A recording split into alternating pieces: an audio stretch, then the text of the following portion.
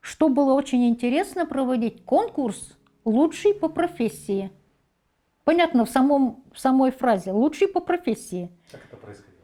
Как это происходило? Ежегодно проводили, даже было запланировано в плане главного врача, проводили конкурс.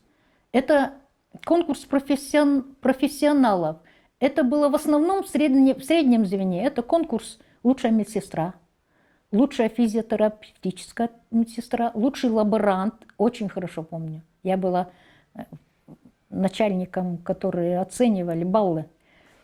Как это проводилось? Собирались все, ну, предположим, лаборанты, 5 человек лаборантов. Составлялась программа, что они обязаны уметь делать в качестве профессии. Там ставить капельницу, внутривенный укол, там что еще? Шутили по поводу клизмы, но это не было в этом самом, так сказать, в конкурсе.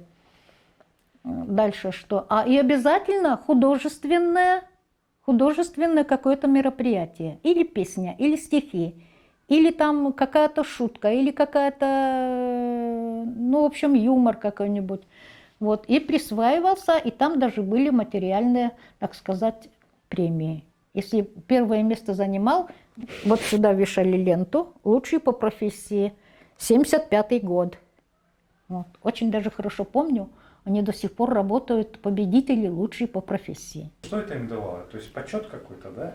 Или Ну, еще что-то? это, во-первых, повышало их оценку, они потом становились, котировались, так сказать, на фоне всего коллектива. О, сегодня, слушай, сегодня Лола Олещенкова была лучшая. Это, ну, как тебе сказать, престиж, да? Первое место. Самое лучшее. Это неплохо. Это стимул.